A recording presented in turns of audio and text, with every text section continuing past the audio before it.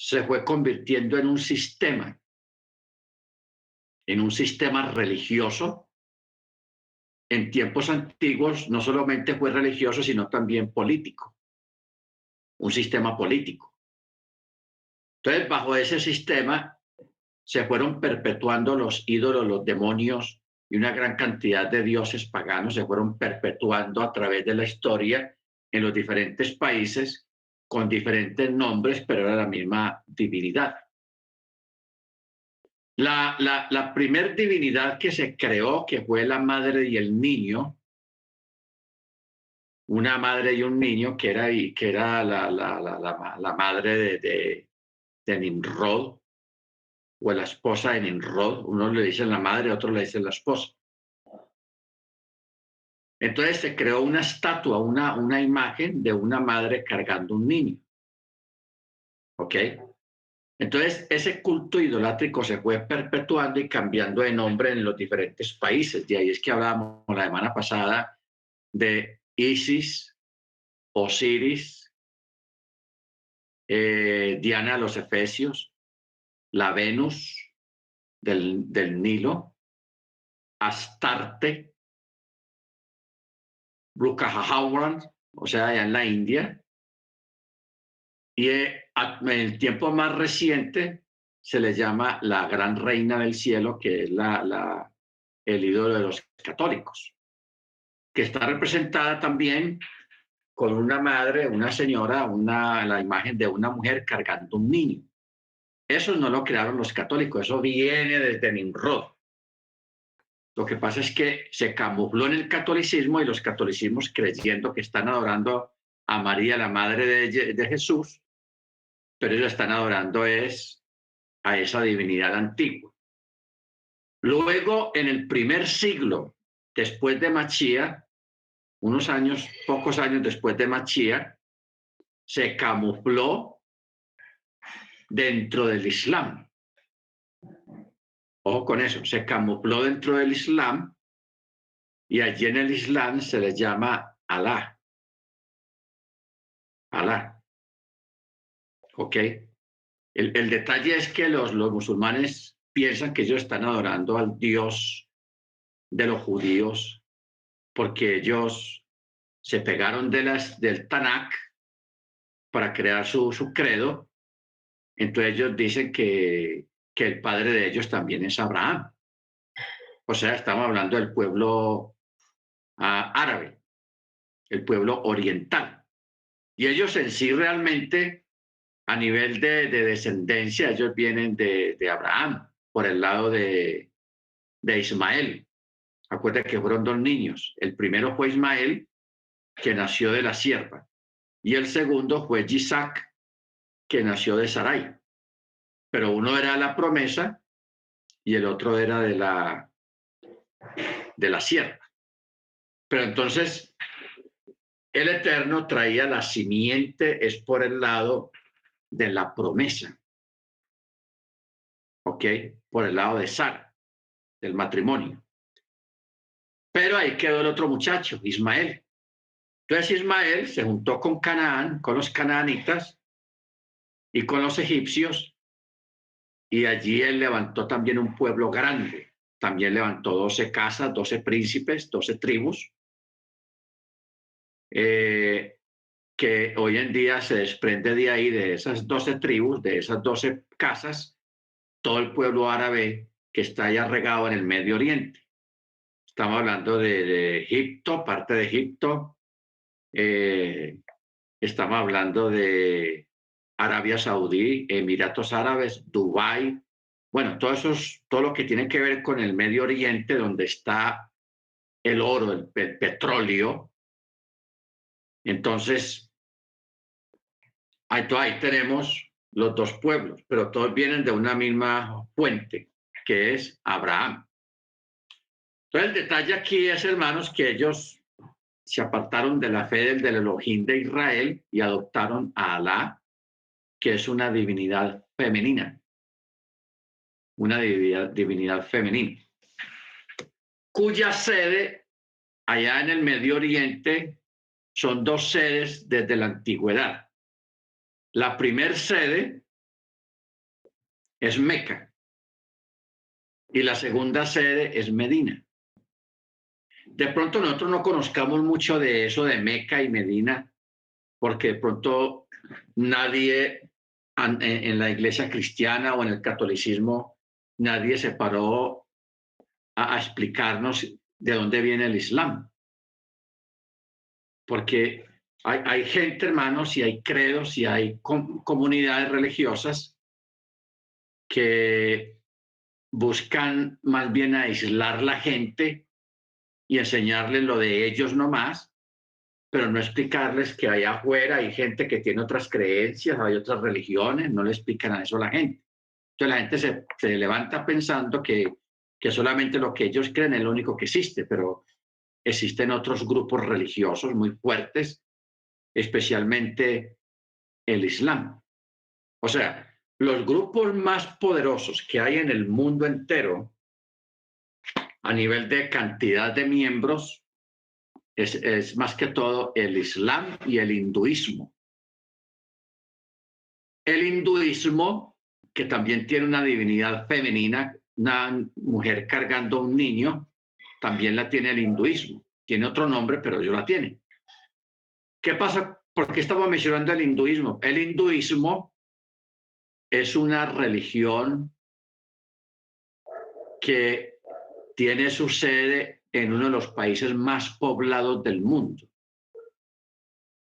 O sea, nosotros podemos aquí juntar la gente de México para abajo hasta Argentina, juntar todos los países y hacer un número con todos ellos y no sobrepasaríamos a la India en número de habitantes y podríamos incluir hasta Estados Unidos.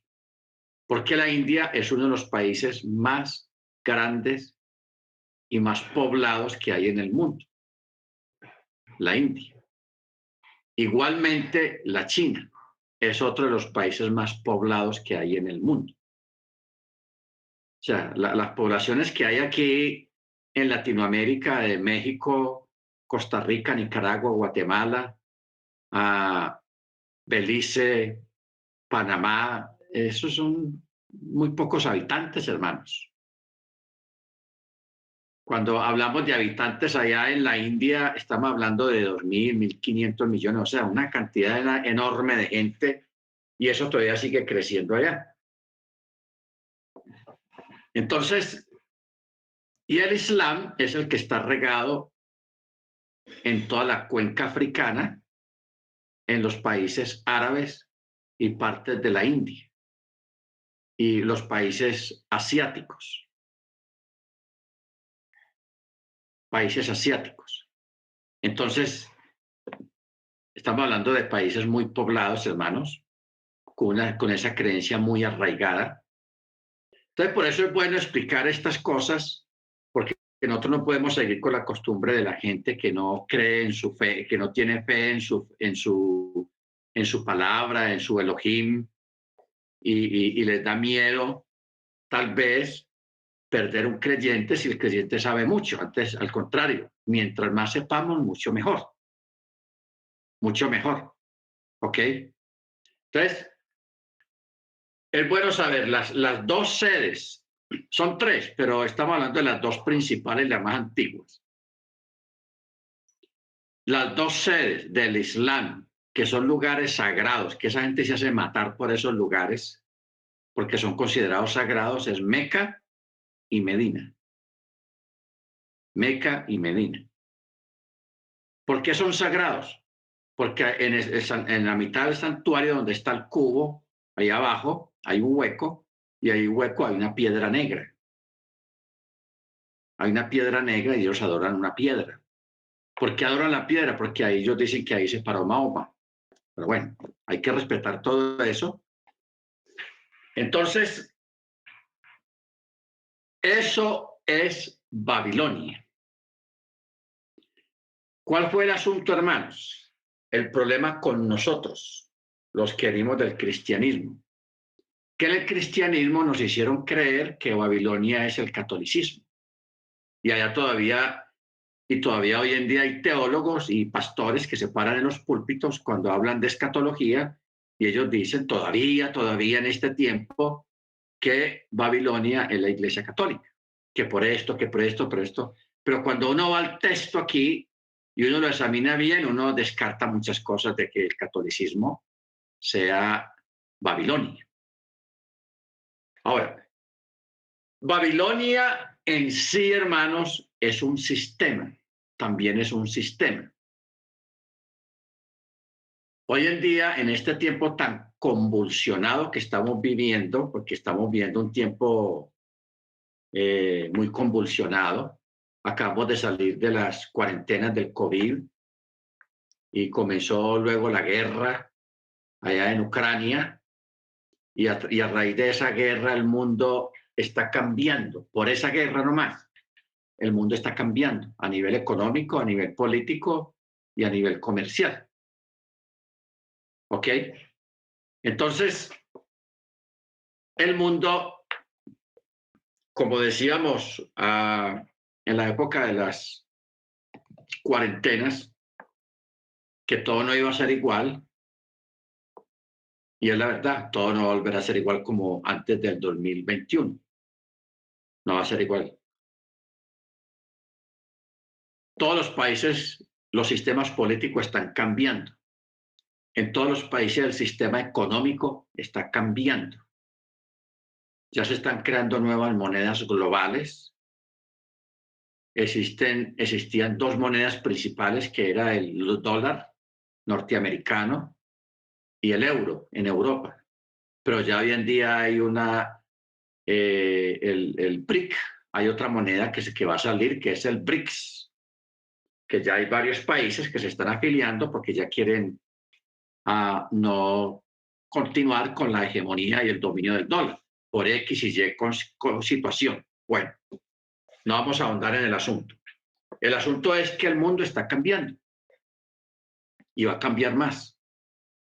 ¿Ok?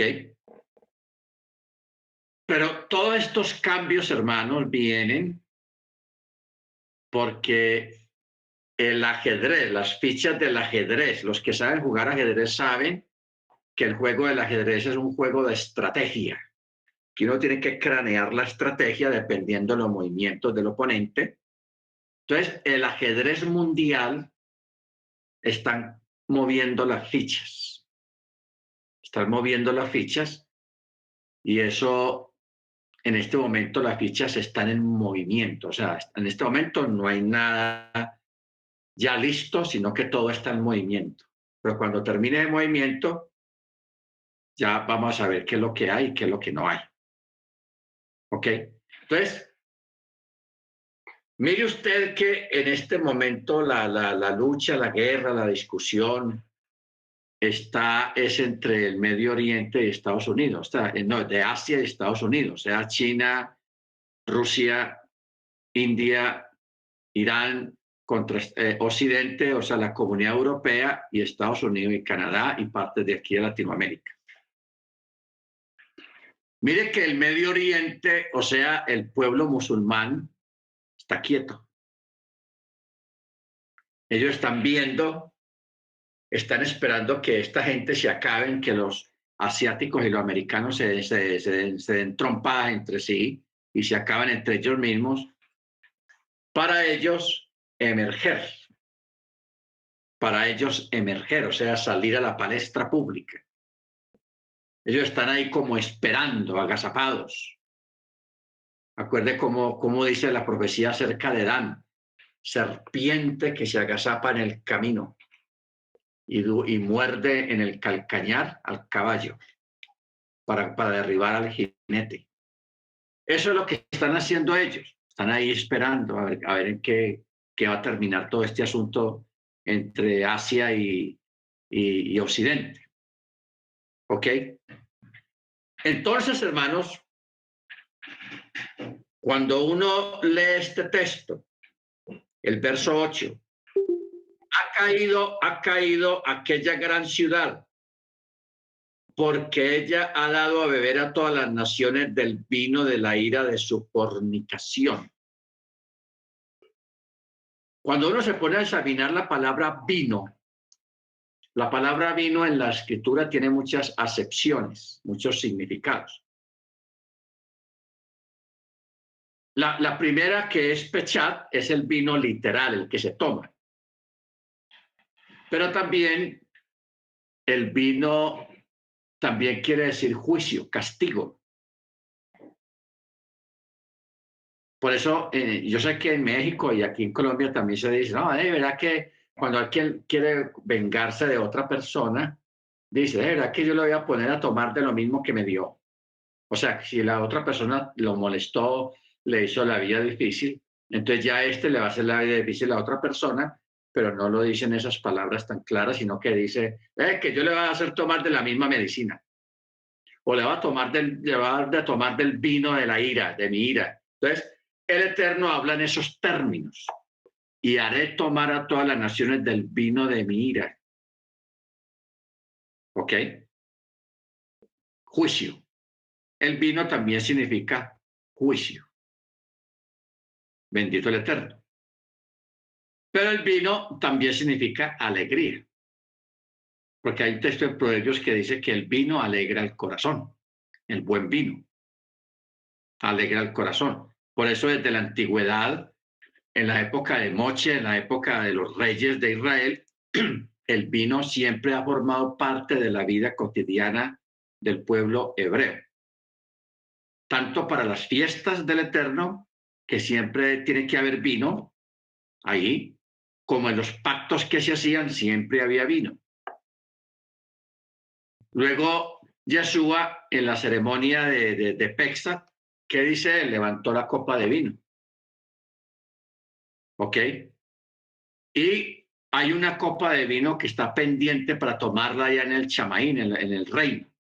Yeshua mismo lo dijo, no fueron palabras de Pablo, sino el mismo Yeshua.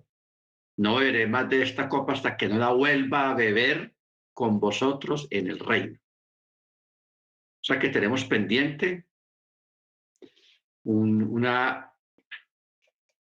momento, un rato de solaz con el Mesías, tomándonos una copa de vino con él. Amén. Baruch Hashem. Entonces, cuando dice aquí aquella gran ciudad, ha caído Babilonia, aquella gran ciudad, porque ella ha dado a beber a todas las naciones del vino de la ira de su fornicación. En este caso, hermanos, del vino que se está refiriendo acá es el petróleo.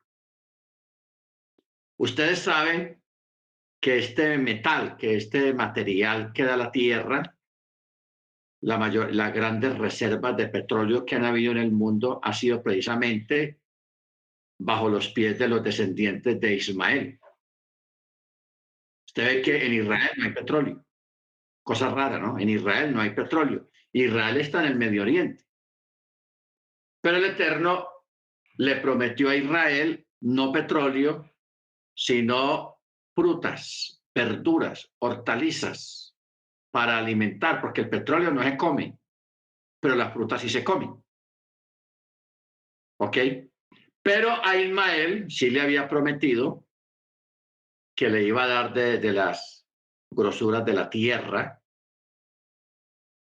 que esos pozos de petróleo ya existían en la época de Abraham, ahí estaban, lo que pasa es que ellos no sabían, ellos hasta despreciaban eso y se fastidiaban de ver esos pozos, ese petróleo ahí burbujeando, y ellos se fastidiaban mucho porque eso como huele de maluco, porque el petróleo así puro no huele bueno, huele maluco.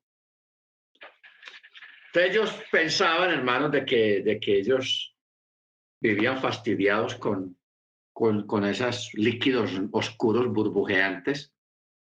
Y mire que apenas hasta hace años, hasta hace un poco de tiempo, fue que ellos vinieron a descubrir que estaban parados en una mina de oro, ¿ok?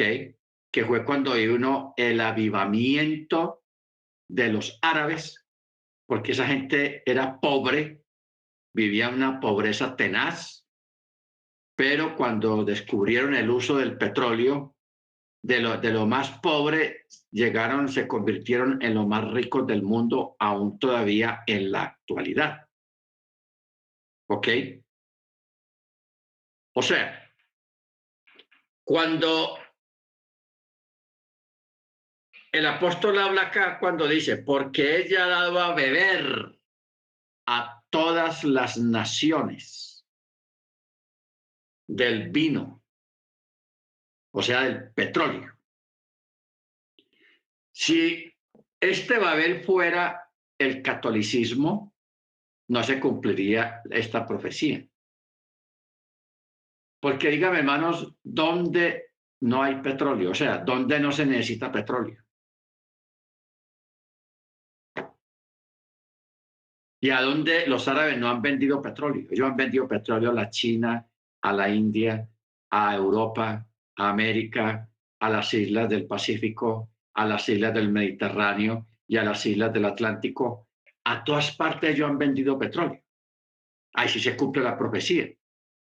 Pero si fuera el catolicismo, ¿qué vino han vendido el catolicismo o qué producto han vendido el catolicismo a todo el mundo? ¿No da?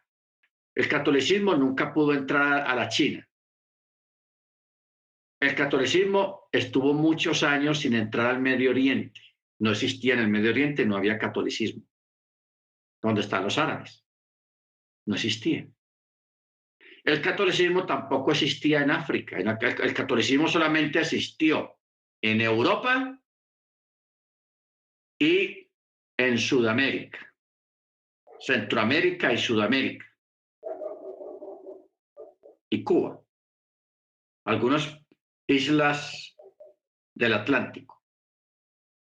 Porque ustedes recuerdan que lo que fue Estados Unidos y Canadá fue fundado por protestantes. El catolicismo vino a ir después. Pero aquí en América, Centroamérica y Sudamérica sí nos impusieron el catolicismo a la fuerza, a la gente. Pero lo que es Hawái antiguamente, lo que es la India, lo que es Pakistán, lo que es parte de Rusia, o sea, Turquistán, Kuzajistán, Kazajistán, todos esos lugares ahí que antes pertenecían a Rusia, ahí no había catolicismo. Y en China menos, Japón tampoco, porque Japón no es católico. Ni Corea del Norte ni Corea del Sur son católicos. Tienen otra religión, el taoísmo, otra religión muy diferente al cristianismo. O sea que el catolicismo no encajaría para que uno dijera, la Gran Babilonia es la Iglesia Católica. No, hay que ser claros y hay que mirar los textos detenidamente para uno darse una idea del por qué no. El catolicismo no es la Gran Babilonia. No, y tampoco se puede forzar un texto a decir lo que no dice. Porque hay gente que forzan los textos. No, es que ahí dice eso, quiere decir esto, y lo forzan sin tener un contexto en que apoyarse ni siquiera. Y eso sí, ese tipo de enseñanzas o de doctrinas no sirven de esa manera. Entonces, el ángel está celebrando, por eso dice, ha caído Babilonia, aquella gran ciudad, porque ella daba a beber a todas las naciones del vino de la ira de su fornicación. Entonces estamos hablando de Meca y Medina. Meca y Medina. Y Meca y Medina están en la península arábiga. Si usted coge ahora el celular y busca Meca y Medina, usted va a ver que está abajo al sur de Israel, donde está el petróleo. Porque es que más adelante vamos a llegar a un capítulo donde habla de un gran incendio. ¿Qué es lo que se va a incendiar? Los pozos petroleros que rodean a Meca y Medina. Porque Meca y Medina están separados por ahí en un vuelo en avión, por ahí 1 hora y media en avión. O sea, no están muy lejos la una de la otra, están cerca. Y todas están en una parte desértica donde están los grandes pozos de petróleo. Ok, bueno que usted sepa esto para uno tener ya una idea de los textos y por qué lo dice y por qué habla de un gran incendio. Porque el texto dice, y los mercaderes, o sea, los barcos mercantes, se pararon a lo lejos y veían el humo, cómo subía el humo del incendio. El único humo de un gran incendio que puede producirse en cualquier parte del mundo es los grandes incendios que hay en California a veces o el incendio de los pozos petroleros. Yo recuerdo cuando hubo la guerra de Irak, tormenta del desierto, que en Irak también es por allá en el Medio Oriente. Entonces, yo recuerdo Saddam Hussein, que era el presidente en ese país, él viendo que la coalición avanzaba hacia él mandó prender los pozos petroleros, a que le metieran candela. Eso fue un espectáculo espeluznante y muchos escatólogos decían, uy, eso parece apocalipsis, tal y tal. Porque ese evento coincidía con los textos que hay aquí en Apocalipsis, de un gran incendio. Y una pregunta, ¿pero qué incendio va a haber en un desierto si no hay ni planta ni madera para que se queme? Petróleo. Usted sabe que el petróleo sale a la tierra con presión, con mucha presión, sale hacia afuera. Si un pozo no se le pone el tapón, si se le quita, eso sale un chorro que puede subir hasta 50, 100 metros de altura. Y salga día y noche por días y días. Entonces, imagine usted que le metan candela a eso, hermano, al petróleo. Todo eso ardiendo día y noche. Todos esos petróleos todos esos pozos petroleros estuvieron ardiendo varios días en la época de la guerra. Día y noche ardía eso, hermanos. Los aliados tuvieron que llevar gente experta en petróleo para ir apagando esos y controlar los incendios, porque eso podía crear una contaminación global, porque estamos hablando de pozos de petróleo, 15, 20 pozos de petróleo ardiendo día y noche con ese humo negro subiendo y suba día y noche. Es un espectáculo que ya se veía desde los satélites, ya se veía eso. Si eso lo hubieran dejado ardiendo meses, no estábamos contando el cuento, porque toda la tierra se hubiera contaminado del hollín, del humo, y la gente se hubiera muerto de asfixia, enfermedades pulmonares, por causa de ese fuego negro fuerte. Bueno, y aquí en el verso 9 cambia, hermanos. Mire usted este capítulo como es de cambiante. El verso 9 dice, y el tercer malaj, el tercer ángel, lo siguió. O sea, primero uno. Vamos a memorizar bien esto. El primer ángel del verso 7 está alabando al Eterno. Lo está adorando. Temed a Dios y darle gloria, porque su hora ha llegado. Y adórenlos, porque Él hizo los cielos, la tierra y las aguas. Eso, el primer ángel estaba en una actitud de adorar al que está sentado en el trono. El segundo ángel está declarando la caída del sistema de Babilonia. Ha caído, pero no da detalles. Solamente dice que ha caído, pero no hay más detalles.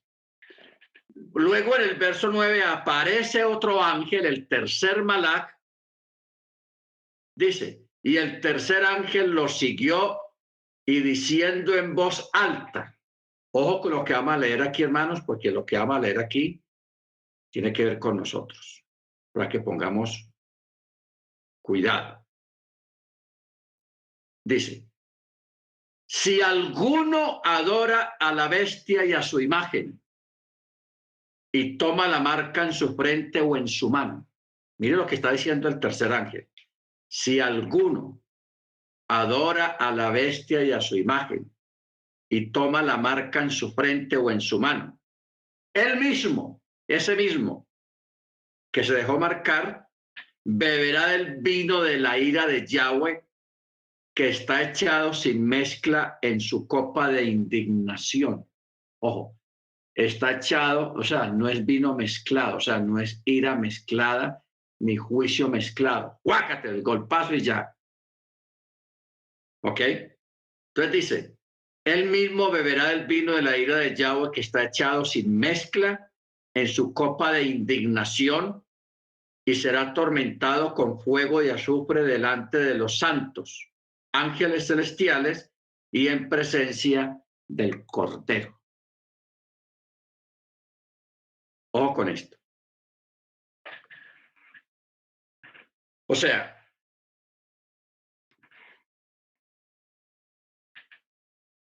nosotros, hermanos, tenemos que ponerle cuidado a este asunto, porque hay serias sospechas de que de pronto a nosotros nos toque vivir ese tiempo, el tiempo del anticristo, de la bestia, de la marca. Por eso tenemos que incrementar y arraigar nuestra fe en Yeshua para no ceder, porque esto ya no es que yo me lo pongo y me lo puedo quitar, la marca, no, eso es una cosa indeleble, imborrable. No se puede quitar la marca. Ni vamos a usar el pino rojo para contrarrestar los efectos de la marca tampoco, porque esto ya no es asunto de salud, sino otra cosa diferente.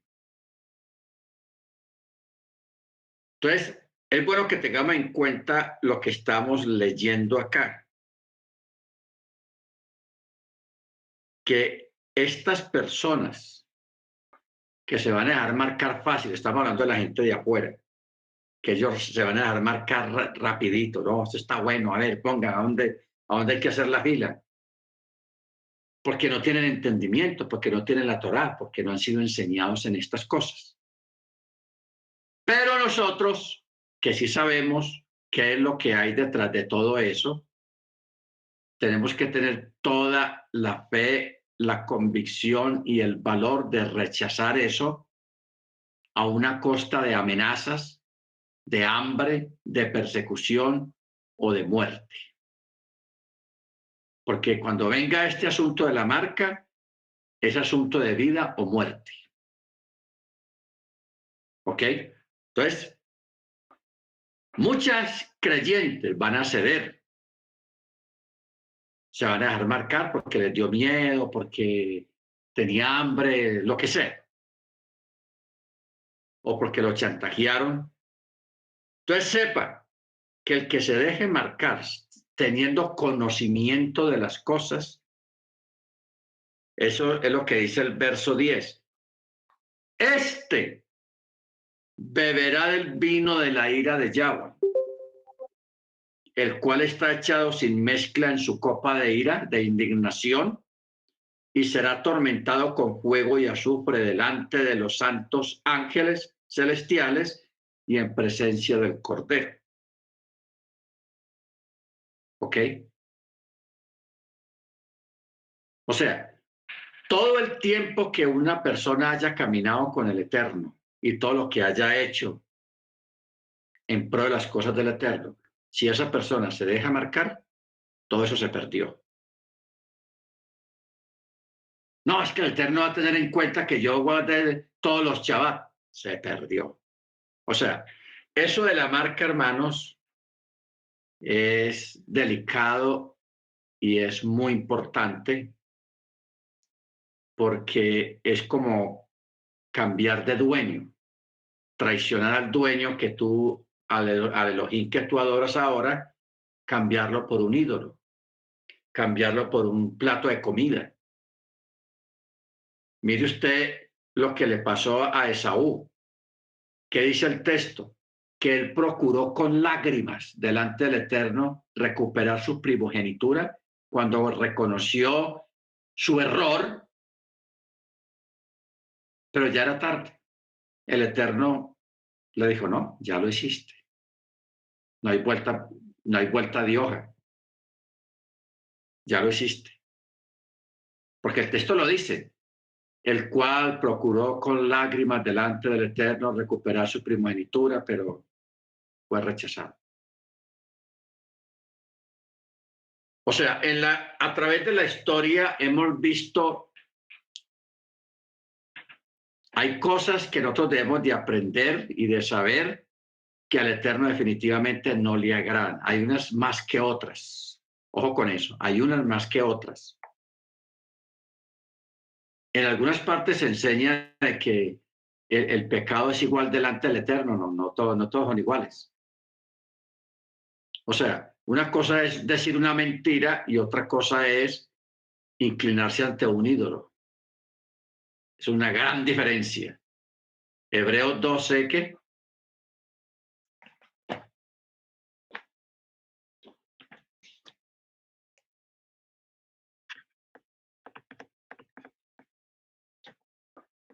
Hebreos 12, 17. Vamos a leer el texto.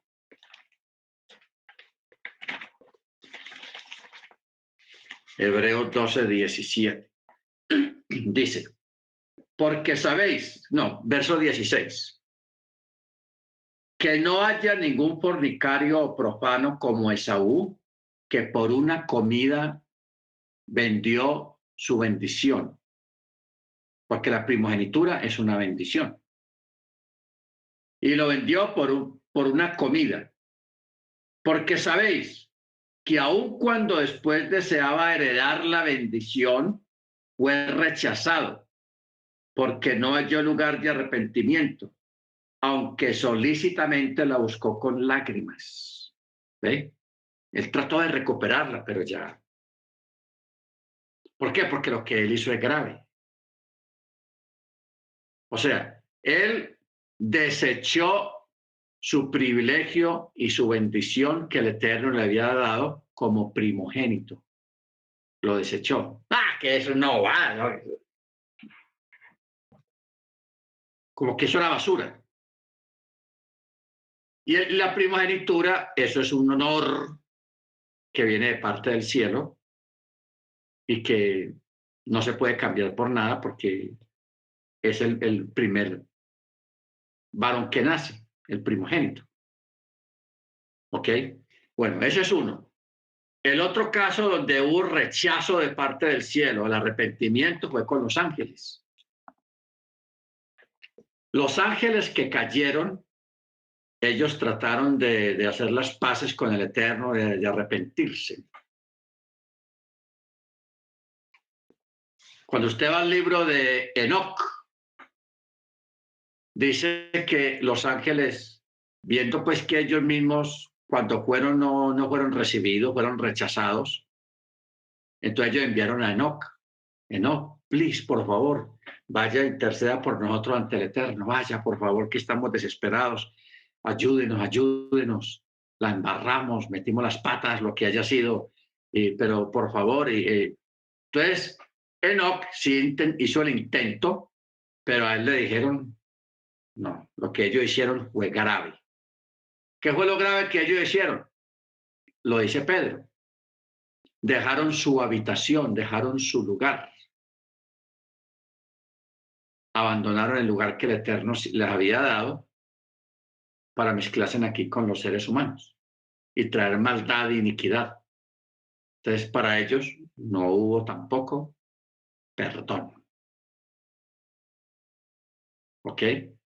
Pero mire, David mandó matar a Urias, un caso de sicariato antiguo, porque eso es un caso de sicariato. Metan a ese señor allá en lo más crudo de la guerra, que lo maten allá, para poder tapar una falta con la esposa de Urias. David se arrepintió, el Eterno lo perdonó. Si hubo perdón. Entonces, ahí vemos, hermanos, la balanza de que hay cosas que el Eterno no las pasa de verdad fácilmente, pero hay otras que sí. ¿Ok? Entonces, en el caso de una persona que bajo presión, bajo amenazas, se deje marcar, habiendo nosotros sido advertidos, porque cuánto no se ha dicho, hermanos, acerca de esto, especialmente en estas clases. Ojo, no nos podemos dejar poner eso porque eso no tiene reversa. Eso no tiene vuelta atrás. Enamórese del Eterno, esté dispuesto a morir por el Eterno, esté dispuesto a irse para el monte en aras del Eterno para no dejarse poner esa cosa, pero no se la deje poner porque pierde el año. Hay pérdida total. Ahí no hay que el seguro me va a responder, no. Ahí nadie responde. Por eso está escrito aquí claramente. Está escrito. Este que se dejó marcar, verso 10, beberá del vino de la ira de Yahweh, que está echado sin mezcla en su copa de indignación y será atormentado con fuego y azufre delante de los santos ángeles celestiales y en presencia del Cordero. Cuando venga este evento, ya la gracia ya se acabó. Ya se acabó la gracia, hermanos. Ojo, ojo pues con eso. Ojo con esto. Verso 11. Y el humo de su tormento asciende arriba de la tierra y ellos no tienen reposo de día ni de noche. Los que adoran a la bestia y a su imagen y cualquiera que recibe la marca de su nombre. Ojo con esto.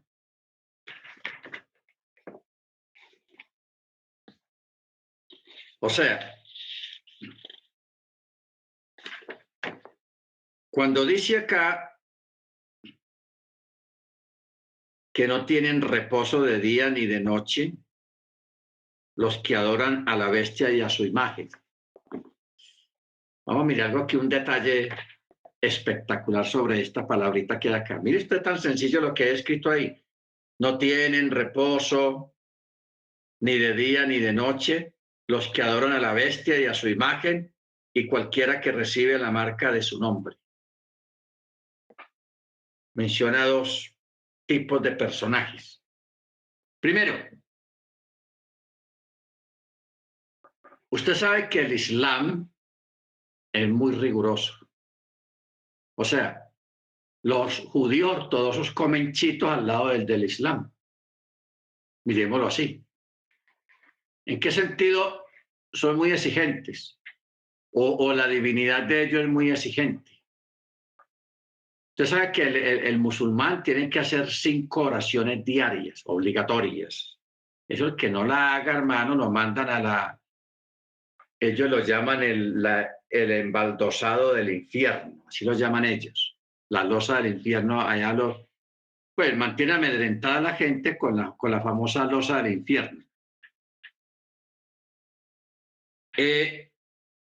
Los musulmanes oran 5 veces diariamente desde las 5 de la mañana, luego tienen servicio obligatorio porque ellos adoran a un ídolo muy exigente. Entonces, por eso usted ve que, claro, eso es admirable, que el musulmán, la hora de la oración, todos se tiran al piso, todos andan en el carro, en la bicicleta, o en la moto, o en el maletín, andan con la carpetica esa, una carpetica pequeña, que es la que ponen en el piso cuando se van a arrodillar, mirando hacia la Meca o a Medina, cualquiera de los dos lugares. Y ellos así hacen sus rezos, hacen sus cosas, y eso es obligatorio. O sea, el Eterno a nosotros no nos obliga a que estemos orando. ni nos ha dado un horario, vea, usted tiene que orar a esta hora, a esta hora, a esta hora, a esta hora. No. La oración es espontánea, la oración es voluntaria, la oración es agradecida, de agradecimiento normal, pero no hay un horario para que usted lo haga. En cambio, en el Islam sí, es riguroso. Tienes que orar a esta hora, a esta hora, a esta hora, y es obligatorio, hermanos. O sea, cuando un musulmán no hace esas oraciones, si alguien se dio cuenta, allá existe se llama una policía religiosa, que es la que se encarga de castigar a la gente que no cumpla, que no haga sus oraciones. O sea, es obligatorio. Entonces, este texto, el verso 11, está hablando de ellos y dice, y ellos no tienen reposo de día ni de noche. ¿Los quiénes? Los que adoran a la bestia y a su imagen y cualquiera que recibe la marca de su nombre. Ahora, la bestia, no pensemos que apenas va a existir ahora cuando se cumplan estas profecías. No, la bestia siempre ha existido. Siempre ha estado ahí. Que no se ha dejado ver es otra cosa. Pero la bestia es el ídolo, que es una divinidad femenina, un ídolo femenino, divinidad no, sino un ídolo femenino que obliga a su gente, a sus creyentes, a que la tienen que adorar día y noche. Y es obligatorio. El que no lo haga, lo castiga la policía religiosa. ¿Ok? Entonces, mire cómo se cumple ese texto, porque en el catolicismo tampoco funciona así. Allá no es obligatorio ir a misa de 6 o de 7 o de 8, de 9, de 10, ni tampoco es obligatorio hacer rezos, ni nada de esas cosas, ni los 1000 Ave Marías, nada de eso. ¿Ok? Y mire cómo tiene al católico, hermanos, adorando un ídolo femenino, a María. O sea, la adoración a María, que también se llaman los marianitas, los catecúmenos. Y eso está muy proliferado. Vaya a México y verá cómo está la cosa allá en México. Aquí en Colombia son como 8 o 10 vírgenes que hay acá, que es la misma, pero tiene diferentes nombres. La Virgen de la Misericordia, la Virgen del Carmen, la Virgen en fin, eso es una locura todo eso. Y a los musulmanes los tienen con el nombre de Alá. Y en la India tiene otro nombre. Eso es tenaz, muy tenaz, hermanos. Bendito sea el nombre del Eterno. Entonces,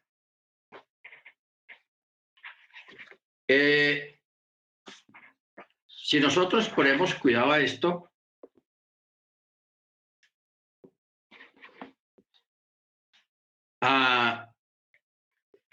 hay que fortalecer, hermanos, nuestra fe para no dejarnos marcar. Eso es clave, hermanos.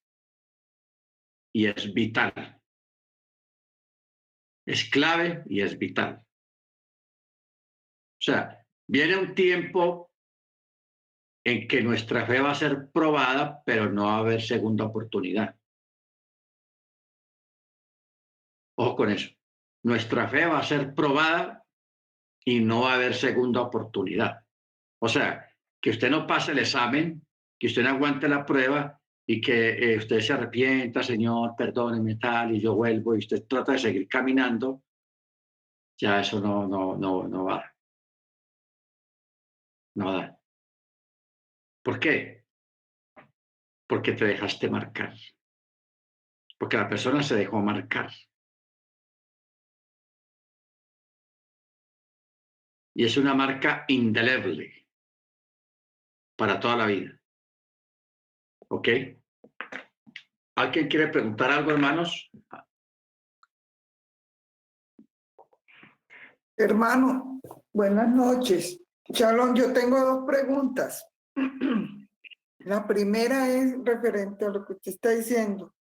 Los hombres, las mujeres musulmanas también, es como también tienen que orar, también las obligan a orar.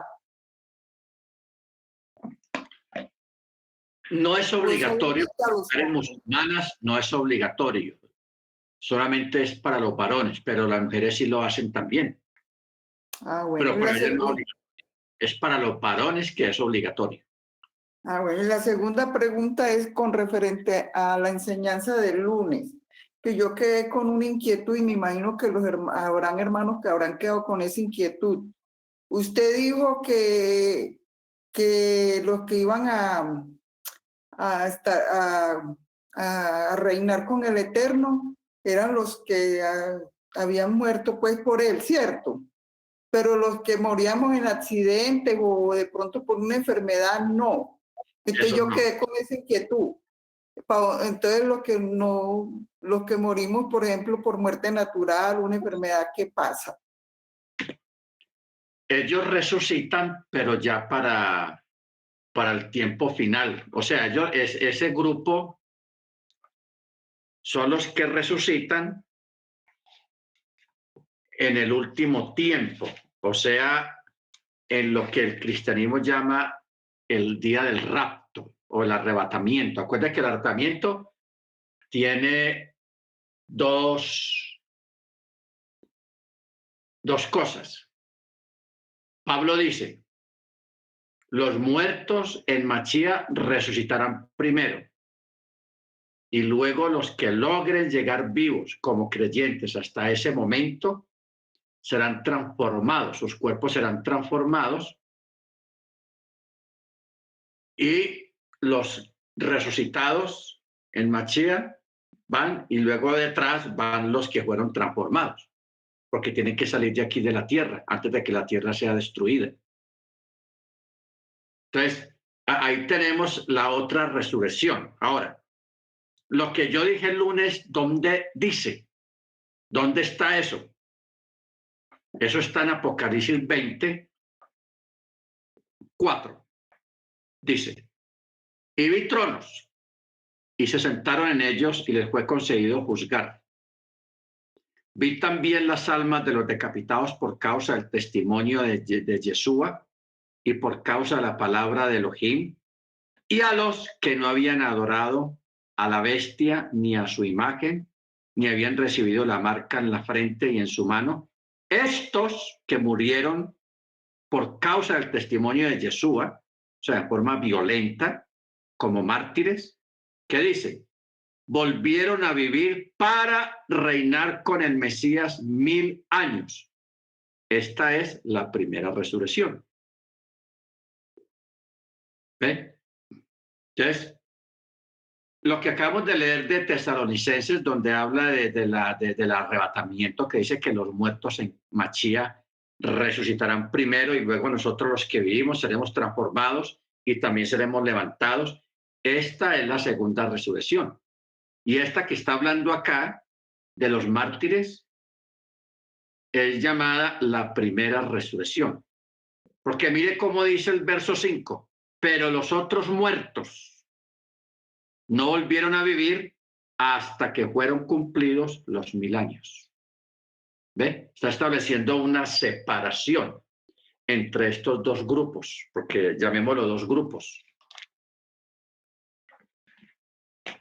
Los que han Gracias, muerto, hermano. amén, porque los que han muerto desde la época apostólica, por ejemplo, en esta primera resurrección que acabamos de leer, 24 de Apocalipsis, está hablando, por ejemplo, desde la época apostólica. Estamos hablando usted sabe que la mayoría de los apóstoles murieron violentamente por su fe. Unos fueron aserrados, otros fueron decapitados, otros fueron pasados a espada, otros fueron crucificados. Usted sabe la historia de Pedro, que Pedro lo iban a crucificar y él dijo, no, no me crucifiquen o no me cuelguen en una estaca como hicieron con Machía, háganlo al contrario. ¿Qué quiere decir al contrario? Que Pedro, Yeshua murió en una estaca con la cabeza hacia arriba. Y Pedro murió en una estaca con la cabeza hacia abajo. Él dijo, no, yo no puedo tener ese honor de morir como murió mi maestro. Entonces dijo, no, póngame cabeza abajo y hagan lo que quieran, pero... Y así murió. Otros fueron aserrados, y de ahí todos los creyentes que murieron en los coliseos de Roma, en un espectáculo que lo echaban a los leones, los que murieron siendo perseguidos en las catacumbas en Roma, toda esa gente que murió a través de toda la historia por causa del Mesías, no por causas naturales, como decía la hermana, un accidente, una enfermedad, una bala perdida, lo que fuera. No, esos los que murieron, esos todavía siguen dormidos hasta el día de el levantamiento de todos los muertos, la resurrección, lo que habla en Tesalonicenses. Vamos a mirar, bueno, que miremos el texto.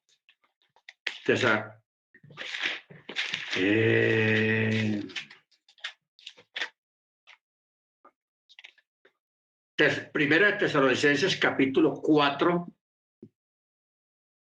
dice: tampoco queremos, hermanos, que ignoréis acerca de los que duermen, 4:13, para que no os entristezcáis como los demás que no tienen esperanza. Porque si creemos que Yeshua murió y resucitó, así también traerá Elohim con Yeshua a los que durmieron en él.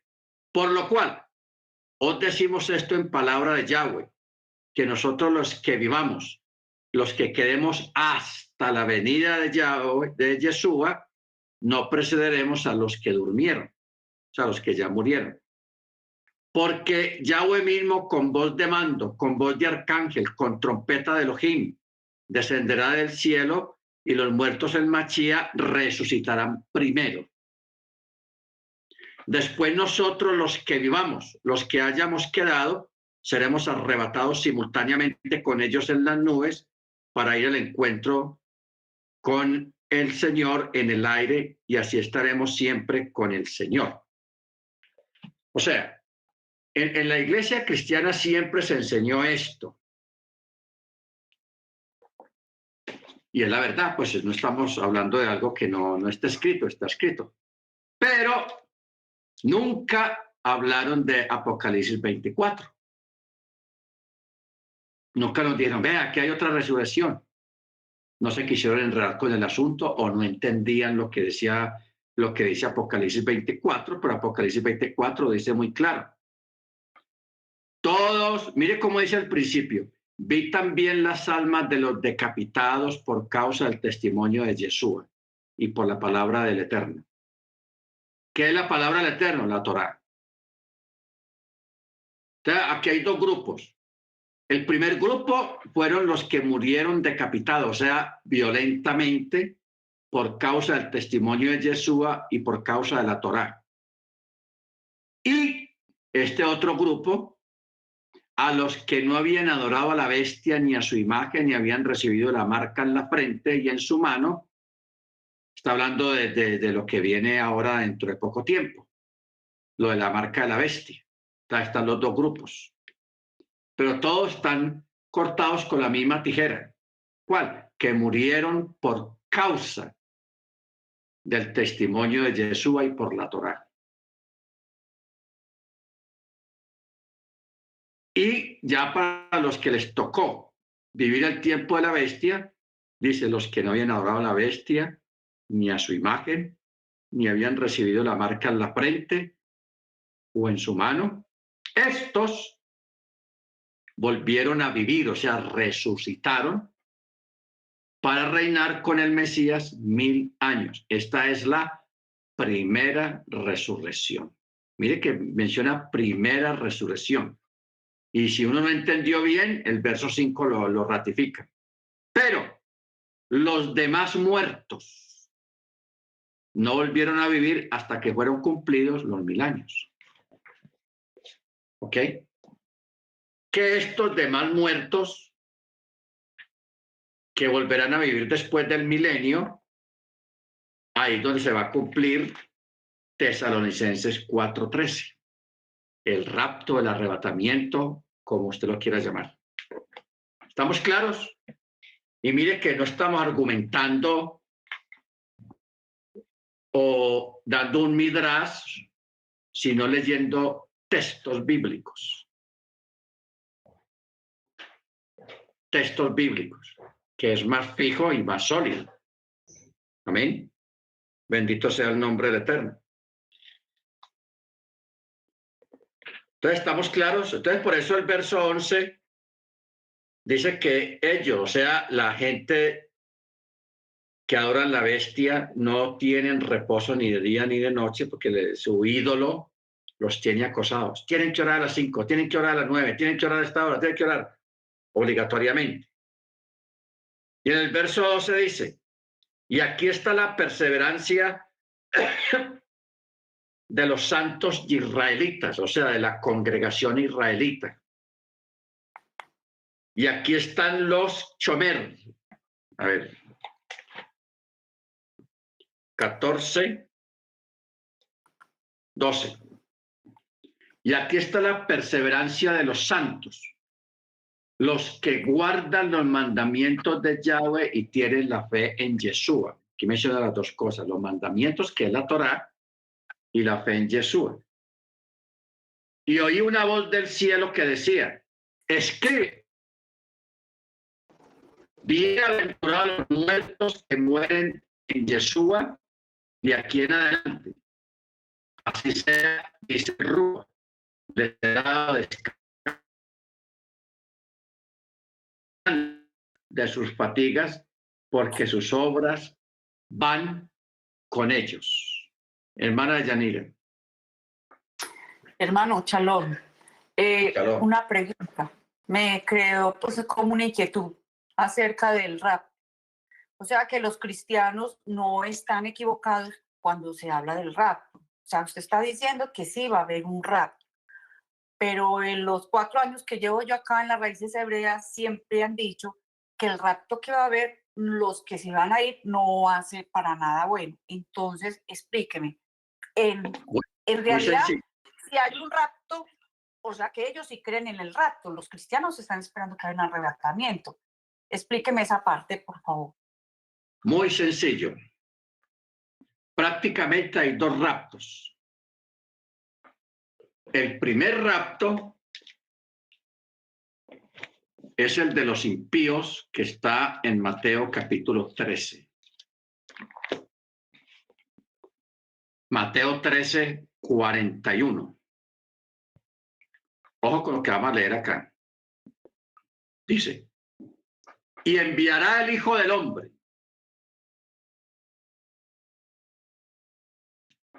O sea, pero vamos a leerlo un poquito antes, en el verso 39, para que lo entendamos mejor. Aquí el Eterno, Jesús está explicando una parábola. Entonces dice, el enemigo que la sembró, o sea, la cizaña, es el diablo, que el Eterno lo reprenda.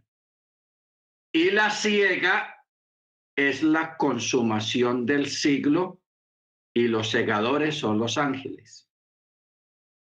Por tanto, ojo con esto que vamos a leer acá. Esto es la parábola del sembrador. Un señor mandó a sus trabajadores a que sembraran la semilla, la buena semilla. Pero en las noches se venía el negro, el enemigo, y mandó sembrar cizaña en medio de la semilla.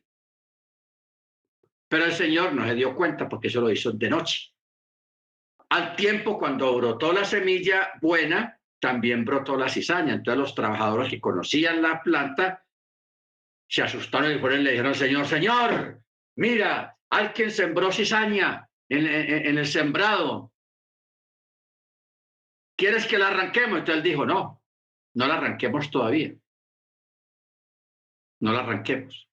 Esperemos que cuando venga el tiempo de la siega, a través de la prueba, que es levantar el trigo, que eso se hace en una época de vientos, las cáscaras se las lleva el viento y lo que es pesado, que tiene trigo, se queda ahí. Ojo, se queda ahí. Y las cizañas se las lleva el viento. Ojo con lo que acabamos de oír. Y vamos a leerlo ahora sí. Y la siega es la consumación del siglo y los segadores son los ángeles. Por lo tanto, así como la cizaña es recogida y consumida con el fuego, así será la consumación del siglo. O sea, el Eterno, Yeshua pone el ejemplo del trigo y la cizaña y mire lo que dice en el verso 41. Enviará al Hijo del Hombre a sus ángeles y recogerán. ¿De dónde? Del reino. A todos los que causan tropiezos y a los que hacen iniquidad. Así como la cizaña es recogida y se la lleva el viento y es quemada, aquí está hablando de que van a recoger, los ángeles van a recoger del reino, porque el reino va a ser aquí en la tierra, el reino milenial va a ser aquí en la tierra, y van a recoger a todos aquellos que causan tropiezo y a los que hacen iniquidad. Y hemos dicho, la palabra iniquidad quiere decir que no guardan Torah. Eso es lo que quiere decir la palabra iniquidad, que no guardan la ley, que no guardan mandamiento. Esta gente los van a recoger los ángeles. Se los van a llevar y los van a tirar ¿a dónde? A donde llevan la cizaña. Y allí será, dice, y los echarán al horno de fuego. Allí será el llanto y el crujido de los dientes. Si nosotros tenemos en cuenta este texto, los echarán al horno. Y nos volvemos acá al verso 10 del capítulo 14, es lo mismo, está hablando de lo mismo. Apocalipsis 14:10 dice, y él mismo verá del vino de la ira de Yahweh que está echado sin mezcla en su copa de indignación y será atormentado con fuego y azufre delante de los santos malachín celestiales en presencia del Cordero. Está hablando igual. Y los echarán al horno de fuego y allí será el llanto y el crujido de los dientes. Está hablando del mismo lugar. Estos dos textos. Ahora, como no se puede decir nada sin que haya un contexto, ¿dónde está el contexto de este texto de Mateo 13? Ahí mismo en Mateo 24, texto muy conocido, que dice, verso 39, y no se dieron cuenta hasta que el diluvio llegó y se los llevó a todos. ¿A quiénes se llevó el diluvio? Ojo, ¿a quiénes se llevó el diluvio? A los impíos que quedaron afuera. Se los llevó el diluvio. ¿Y qué pasó con los que llevó el diluvio? Se ahogaron. Entonces, el verso 40 dice, estarán dos en el campo, uno será llevado y el otro será dejado. Dos mujeres estarán moliendo en el molino, una será tomada y la otra será dejada. O sea, los que son llevados en Mateo 24, 40, 41 y Mateo 13, 41 son aquellos impíos que fueron sacados de aquí de la tierra. Eso es un rapto también, porque son sacados. Por eso ya hablaba de que hay dos raptos. Este es el primer rapto de los impíos. ¿Para qué? Para poder instaurar el reino, el milenio en la tierra. ¿Cuándo va a pasar esto que estamos leyendo en Mateo 13, 41? Antes de que comience el milenio. O sea, al fin de los 7 años, que están divididos en 3 años y medio cada uno. Al fin de los 7 años, antes de que finalicen los 7 años, va a pasar este evento que dice, y el Señor mandará a sus ángeles y recogerán de su reino a todos los que causan tropiezos y a los que hacen iniquidad, o sea, los que no guardan Torah. Van a ser sacados. Al cristianismo le metieron gol de otra manera, los engañaron. Infortunadamente, hermano Ángel. Gracias, gracias por la enseñanza de muy edificante. Me quedó claro que el primer arrebatamiento de los impíos va a ser antes del milenio, antes de iniciar, para Amén. purificar la tierra. después viene el reinado milenial, y es mi pregunta ahí. Entonces ahí en Apocalipsis 24 y 5 solo se refiere a aquellas personas o digamos mártires que hayan muerto por su fe en el Melech Yeshua HaMashiach. Por ejemplo, el Rab Shaul, o otro que no mencionamos, Esteban, por ejemplo, el de Hechos 7. Esteban, que murió por causa del Mesías. Exactamente, solo estas personas. Ejemplos textuales, hablando de ejemplos textuales. Amén. Exacto, entonces solo estas personas que hayan, digamos, muerto en estas características, que es por la fe en nuestro rey, y que hayan sido muertes violentas, pues, o mártires, ¿no? Porque no todos son decapitados. Por ejemplo, Esteban no fue decapitado, sino apedreado, pero bueno, cumple esas características, ¿no? Cuando uno va al texto original, donde dice decapitados, utiliza otra expresión a nivel general, muerte violenta. O sea, la palabra muerte violenta es una palabra moderna, pero el texto hebreo utiliza otra expresión que tiene que ver con muerte violenta, porque la palabra muerte violenta no especifica cómo fue la muerte, pero sí dice que fue violenta, con violencia. Exacto, ¿No exacto. entendemos? Sí, porque, por ejemplo, el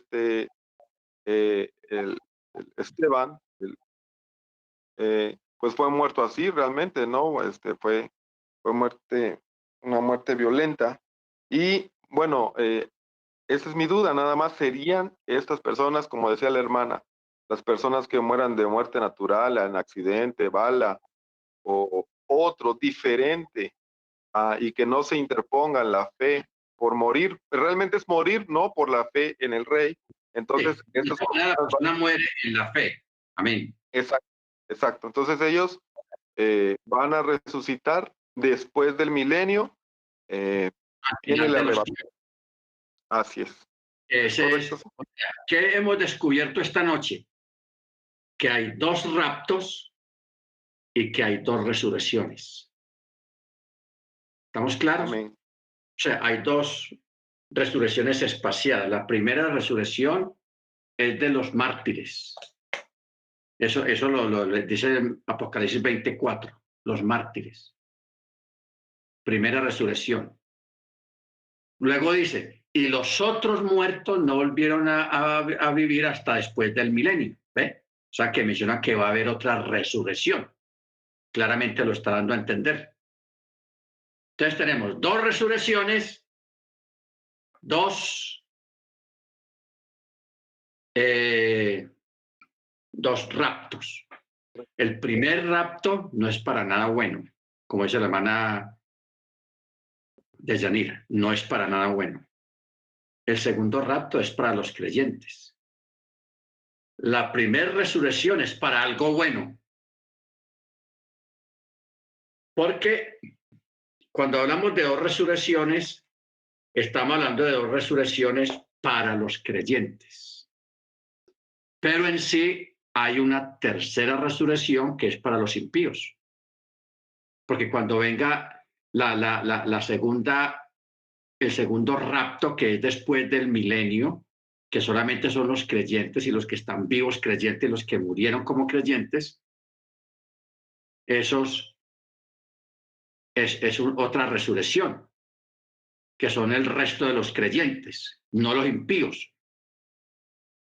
Ya al final de los tiempos, ya sí viene la otra resurrección, que es para todo el mundo, que está ahí mismo en Apocalipsis 20, 21, donde dice que todos los muertos estarán de pie delante del Eterno, del que está sentado en el trono, el mar entregará a los muertos que había en él, en fin, esa es la resurrección global. Pero antes de que venga la resurrección global, ya han habido dos resurrecciones. La primera de los mártires, la segunda de los creyentes, el arrebatamiento de los creyentes, y la tercera de los impíos. O sea, me parece que, bueno, las preguntas que hizo la hermana Ofelia y la hermana Yanira, porque llegamos a este punto y mire cómo salimos de él tan fácil. O sea, lo explicamos tan fácil y tan sencillo. ateniéndonos a los textos que tenemos aquí en las Escrituras. Me parece magnífico. Amén. Bueno, Pastor, vamos a... Sí, hermano. Hermano, yo tengo otra inquietud. Ahorita pensando aquí, por decir algo, no sé, pero por decir que haya gente católica y haya de los cristianos que sepan lo de la marca y que ellos digan que ellos no se la ponen en el momento en que llegue la hora de la marca, ellos no se la dejen poner, ellos también se salvan o qué. Hermana, eso es complicado. O sea, para una persona marcarse o no, para una persona no dejarse marcar es porque tiene muy arraigada la fe en la Torá. O sea, las circunstancias que se van a dar en ese tiempo es para la gente que guarda mandamiento. Los que van a perseguir son exclusivamente los que guardan el mandamiento y tienen la fe en Yeshua. O sea, a los cristianos católicos que hay allá afuera, a ellos no los van a perseguir. Les van a crear un sistema de comodidad para que se hagan marcar y la gente lo va a hacer voluntariamente y van a correr a que los marquen porque ya forman parte del sistema. O sea, el sistema no es un asunto político, sino un asunto de fe.